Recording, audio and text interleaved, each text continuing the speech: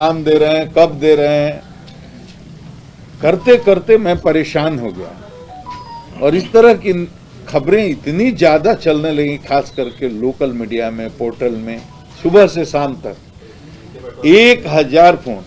मैं सिर्फ इतना ही कहूंगा, 34 साल की सेवा अवधि पूर्ण की है और 34 साल की सेवा अवधि में ध्यान से सुनिएगा, किसी भी दल का कोई भी नेता, चाहे वो गांव के स्तर का हो या प्रांत के स्तर का हो या राष्ट्र के स्तर का हो, वो अगर मुझे एक मेरी गलती बता दे, निकाल दे, मेरी निष्पक्षता पर उंगली उठा दे।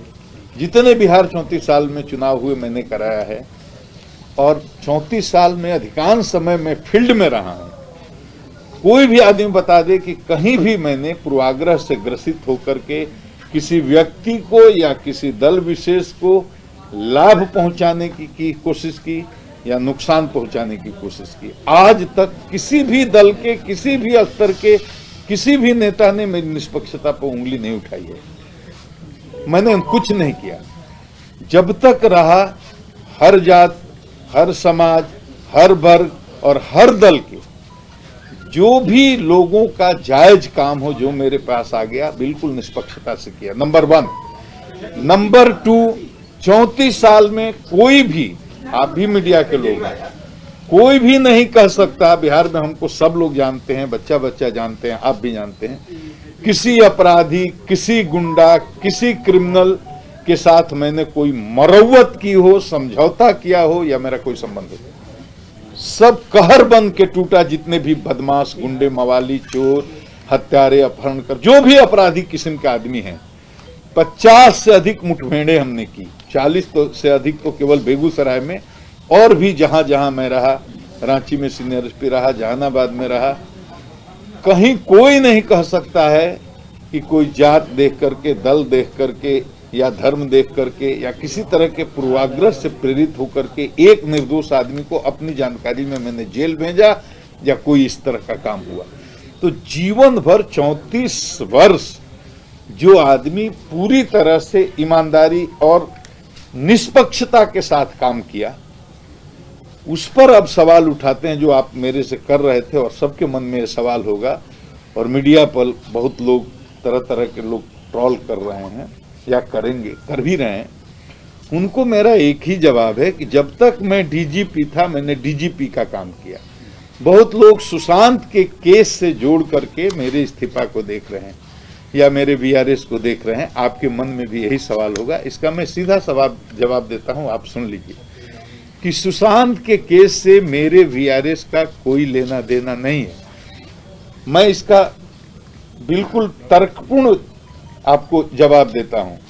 सुशांत के साथ जो भी मुंबई में हुआ, और उसका बूढ़ा बीमार लाचार बाप यहां रहता है, और मैंने उस हताश निराश बूढ़े बाप, जो मुंबई पुलिस के अनुसंधान से बिल्कुल ही हताश था, निराश था और उसको न्याय की उम्मीद नहीं थी, वो मेरे यहां आता है।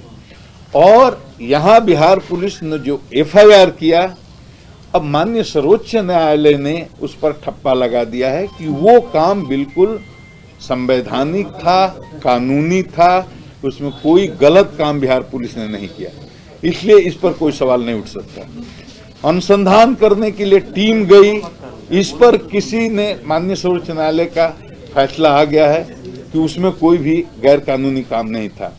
मेरी अनुशंसा पर बिहार सरकार ने सुशांत वाले मामले को जो सीबीआई को सौंप दिया, उस पर भी हल्ला हुआ कि अधिकार ही नहीं है।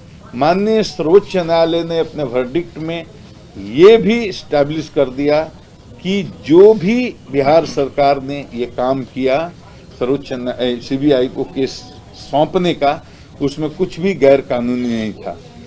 हमारे अधिकारियों के साथ बेइज्जती हुई, इसके बाद मैंने हंगामा शुरू किया। हमारे अफसर को क्वारंटीन किया गया, उसके बाद मैंने हंगामा, प्रोटेस्ट करना शुरू किया। उसमें कुछ भी गलत नहीं था, क्योंकि माननीय सर्वोच्च न्यायालय ने खुद कहा कि जिस तरह से पटना के एक वरीय पुलिस पदाधिकारी को क्वारंटीन किया गया है, वो गलत है। तो जो भी मैंने किया एक डीजीपी की हैसियत से, और मैंने वो किया, और मैं लड़ा बिहार की अस्मिता के लिए, बिहार की प्राइड के लिए, सुशांत को न्याय के लिए। मैं उस लड़ाई को लड़ा, और मामला वो अब सीबीआई अनुसंधान कर रही है। मेरी भूमिका वहीं तक थी, उसमें कुछ नहीं है। बहुत लोग ये भी कह रहे हैं कि जोड़ करके देख रहे हैं कि वो सुशांत के मामले को आप इसलिए कर रहे थे कि आपको राजनीति में जाना था। ये वो लोग कह रहे हैं जो मेरे को नहीं जानते। मैं बिहार की माटी का हूं, गांव के गरीब किसान का बेटा हूं। मेरे घर में कोई जज नहीं है, कोई कलेक्टर नहीं है, कोई कमिश्नर नहीं है, कोई नेता नहीं है। मेरे पिताजी अनपढ़ थे, मेरी माँ अनपढ़ थी, मेरे बाबा अनपढ़ थे, मेरी दादी अनपढ़ थी, मेरे परदादा अनपढ़ थे, मेरी परदादी अनपढ़ थी। मेरे किसी भी 4 पुश्त में कोई स्कूल नहीं गया। मैं पहला आदमी हूं घर से जो 7 साल की उम्र कंप्लीट करने के बाद 8वें साल में जब प्रवेश किया तो झोरा और बोरा लेकर के और दूसरे गांव में जाता था पैदल स्कूल में। गुरुजी बैठते थे खटिया पर, बरगद के पेड़ के नीचे बोरा पर बैठ करके मैंने पढ़ाई शुरू की। और गांव में न सड़क थी, न बिल्ली थी, न स्कूल था, न अस्पताल था। उस माहौल से निकला हूं, सेल्फ मेड आदमी हूं। मैंने जीवन में केवल संघर्ष किया है, और संघर्ष करके आज इस मुकाम तक पहुंचा। IRS में गया, IPS में गया। मेरे काम करने का तरीका हमेशा, आज जो सुशांत को बताइए, मैं जब बेगूसराय में चतरा में जब मैं था SP, पहली मेरी पोस्टिंग थी, तो मैं भूइया लोग हैं, गंजू लोग हैं, जो दलित, महादलित, शोषित, वंचित समाज के लोग हैं, उनके घर में जाता था। मैंने पहली बार गरीबी की परिभाषा जानी, गरीबी क्या होती है, कि साल में 3 महीने तक महुआ उबाल करके खा करके लोग जीते थे। मैं नहीं सोचता था कि ऐसा भी होता है। उस गरीबी को मैंने देखा और लोगों के बीच कम्युनिटी पुलिसिंग की। उसी समय हिंदू, मुस्लिम, सिख, ईसाई सब लोगों को लेकर के चलने का मेरे मन में जो संकल्प हुआ, बेगूसराय में 600-700-800 गांव में मैंने युवाओं को संगठित करके और शांति के लिए संघर्ष का नारा देते हुए काम शुरू किया। उस समय बिहार में सबसे टॉप नंबर पर अपराध के मामले में शीर्ष पर बेगूसराय जिला हुआ करता था, और रंगदारी और अपहरण और डकैती, हर तरह के अपराध हुआ करते थे। दियारा में भी आतंक था। लेकिन करीब करीब 40 मुठभेड़ें हुई, आप बेगूसराय के लोगों से पूछिए। और पूरी 93 और 94 के जो अपराध के आंकड़े हैं बेगूसराय के, उस पर पहले शोध करिए, शोध करके आप देखिए। फिरौती के लिए अपहरण शून्य, रोड डकैती शून्य, पेट्रोल पंप लूट शून्य, बैंक लूट शून्य, बड़े अब ये रंगदारों के बीच में जो गिरोहों के बीच में संघर्ष चलता था वो शून्य। एकदम वो आंकड़ा देखने लायक है, और बिहार के लोगों को, खास करके मीडिया के भाइयों को उस पर शोध करना चाहिए। क्या बदला था उस समय, क्या बदला था? न पुलिस के पास आधुनिक संसाधन थे, न भवन थे, न गाड़ियां थी। हथियार के नाम पर वही पुराना 303 राइफल होता था, कुछ भी नहीं था। और उस जमाने में अपराधी AK-47 रखते थे, जो अपने मेरे दबाव के कारण घर पर खुद ही AK-47 फेंक कर गए थे। और बिहार के AK-47 की रिकवरी, पहली रिकवरी वो 93 में वो हमने की थी, जब बिहार में बिहार फोर्स पुलिस के पास भी AK-47 नहीं हुआ था। और लोगों को लाखों की संख्या मैंने संगठित किया, और उनके सहयोग से ये मुठभेड़ें हुई, और हजारों अपराधियों ने 6 महीने के अंदर सरेंडर किया। बेगूसराय में राम राज्य की स्थिति हुई। उसके बाद में अयारा नरसंहार होता है, 13 आदमी पर गोली चला करके मार दिया जाता है, और 1 घंटा के अंदर कैबिनेट बैठती है। मेरे को कहा जाता है कि आप जाकर के जहानाबाद शांत कीजिए। पूरा मगध में आप देख लीजिए, ये जहानाबाद हो या अरवल हो या ये गया हो, ये पूरे नरसंहार में जल रहा था। जातीय संघर्ष हो रहे थे, और चरमपंथी जो वामपंथी शक्तियां हैं उनके बीच में और दूसरी ताकतों के बीच में संघर्ष चल रहा था। बड़े बड़े जनसंहार हुए, चाहे वो बातें हो, चाहे वो सेनारी हो, चाहे वो मियाँ चक हो, और उसके पहले छोटे छोटे संघार बहुत हुए। उस जलते हुए मौके पर मुझे उस मगध प्रमंडल में काम करने का मौका मिला। जहानाबाद का SP, अरवल का SP, औरंगाबाद का SP, जहां रहा मैंने, मेरे टाइम में एक भी जनसंहार नहीं हुआ। गांव गांव 2 अंगरक्षक के साथ 24 घंटे दौड़ता था। दलितों के घर पर जाता था, वंचितों के घर पर जाता था, शोषितों के घर पर जाता था, सवर्णों के घर पर भी जाता था और मैं अपील करता था और सब मेरी बात मानते थे। उस समय कौन हमको राजनीति करनी थी, आप बताइए। बेगूसराय में हमने 800 गांव में लोगों को जुटाया, उस समय कौन राजनीति करती थी। ये बाढ़ में एसपी ज्वाइन किया, 10 साल एक महादलित के बच्चे ने मुझे खाना बना करके खाना खिलाया, उस समय मुझे कौन राजनीति करनी थी। आज से 8 साल पहले मैंने अपने घर में, अपने आंगन में, अपने गांव के रामनाथ राम जो हमारे दलित समाज के आते हैं, उनकी बेटी की शादी की मैंने और मेरी पत्नी ने कन्यादान दिया। ये समाज का एक क्रांतिकारी कि मैं ब्राह्मण हूं और ब्राह्मण के घर में महादलित परिवार के बेटी की शादी हुई और हम और हमारी पत्नी ने उसको कन्यादान दिया। आप पता कर सकते हैं उस समय हमको कौन चुनाव लड़ना था, कौन राजनीति करनी थी। उसके बाद हम जहां जहां रहे हैं, औरंगाबाद में मैंने गांव गांव में शांति निगरानी समिति बनाई, 54,000 उसके सक्रिय सदस्य हैं। 25 साल पहले मैं औरंगाबाद में था, कामेश्वर वैद्य आज भी उसके अध्यक्ष हैं। आप जाके औरंगाबाद में सर्वे कीजिए, वो 54,000 लोग आज भी हमसे जुड़े हैं, सबका नाम है, नंबर है, फोटो है, रजिस्टर है और हजारों आपस के मामलों को उसके माध्यम से निपटाया गया। और गांव में जाता था, लोगों से मीटिंग करता था। उस समय हमको कौन चुनाव लड़ना था बताइए। तो उसके बाद जहां भी मुजफ्फरपुर में मैं रहा 6 साल, एसपी रहा, डीआईजी रहा, आईजी रहा, एडीजी रहा। आप बताइए, चारों तरफ मुजफ्फरपुर से लेकर सीतामढ़ी से लेकर के और बेतिया, बगा, मोतिहारी हजारों नौजवानों का संगठन खड़ा किया। किस लिए खड़ा किया कि भाई अपराध नियंत्रण के लिए, विधि व्यवस्था के संधारण के लिए जब तक जनता साथ नहीं रहेगी, जनता का विश्वास नहीं रहेगा, आप कुछ भी नहीं कर सकते हैं, आप अपने मिशन में सफल नहीं हो सकते हैं पुलिसिंग में।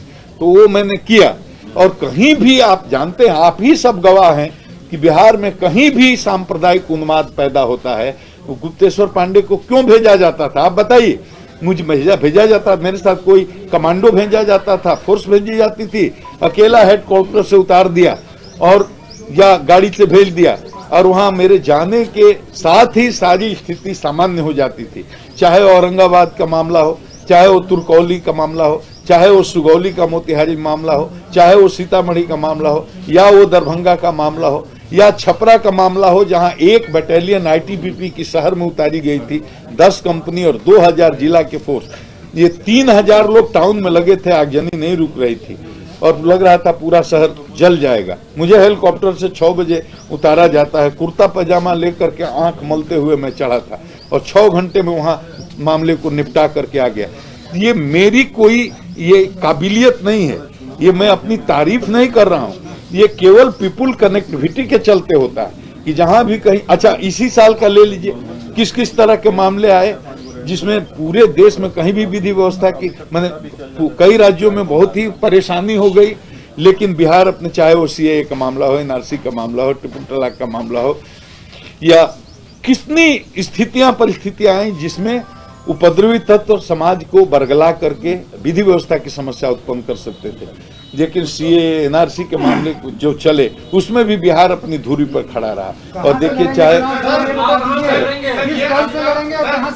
आगे से राजनीति कहां से करेंगे, किस दल से करेंगे, खादी में आप कहां जाएंगे, किस दल में जाएंगे, चुनाव लड़ेंगे, नहीं लड़ेंगे, क्या होगा? देखिए, आप जैसे भारत के एक स्वतंत्र नागरिक हैं, वैसे ही मनीष जी मैं भी भारत का एक स्वतंत्र नागरिक हूं। आज के डेट में, आज की तिथि में मैं डीजीपी नहीं हूं। वो जो नियम कानून हैं जो सरकारी अधिकारियों पर लागू होते हैं वो मुझ पर आज की तिथि में लागू नहीं होते हैं, क्योंकि कल ही रात में सेवानिवृत्त हो गया, मतलब ऐच्छिक सेवानिवृत्ति ले ली। मैं क्या करूंगा, देखिए, मैं अभी 5 बजे सुबह में सोया हूं, बक्सर के लोग आ रहे हैं, अभी हजारों की संख्या में आ रहे हैं, और बेगूसराय से लोग आ रहे हैं, जहानाबाद से लोग आ रहे हैं, औरंगाबाद से लोग आ रहे हैं।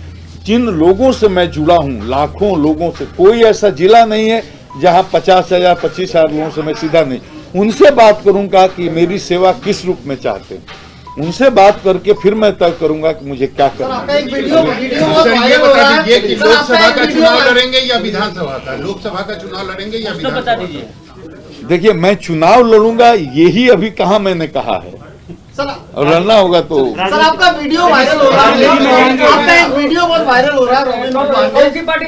उसमें वो उस वीडियो से मेरा कोई लेना देना नहीं है। वो कोई एक लड़का है जो बिग बॉस में गया था, वहाँ का स्टार है, और उसने अपने स्तर से वो बनाया।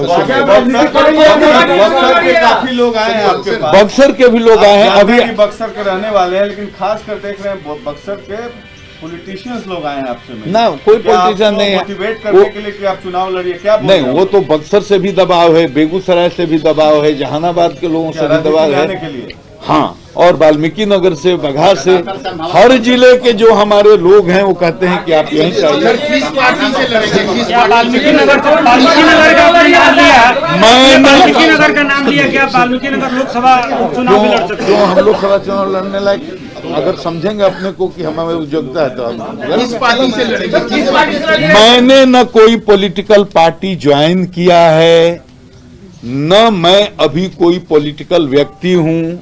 जब ज्वाइन करूंगा तो आप सबको बता करके ज्वाइन करूंगा। सोसाइटी में काम करने का तरीका केवल राजनीति ज्वाइन करना नहीं है, बिना राजनीति में ज्वाइन किए हुए भी समाज में सेवा की जा सकती है। मैं जब तय करूंगा कि राजनीति में जाना है और तय करूंगा कि कौन पार्टी में जाना है, वो भी मैं बताऊंगा। डीजीपी के रूप में आपने मुख्यमंत्री नीतीश कुमार देखिए, सेना वाले आप पर प्रहार कर रहे हैं कि आपने इस्तेमाल किया।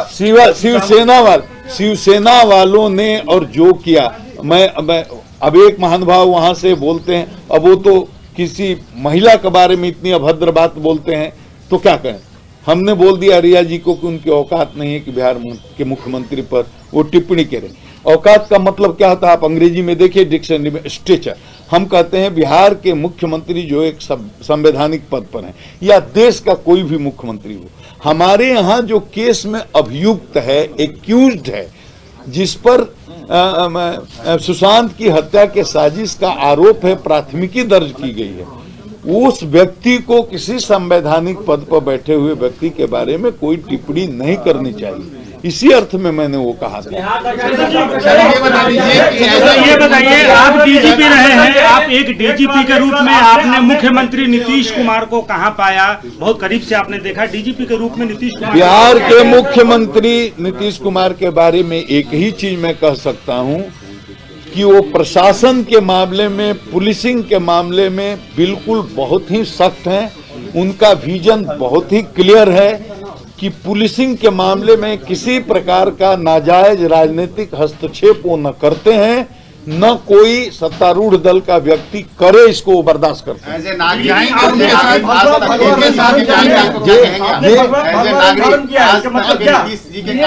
मैं रोज, और आप मेरी हर चीज को राजनीतिक ढंग से मत देखिए, कभी पीली गमछी, कभी जी गमछा क्या पहनेंगे तब आप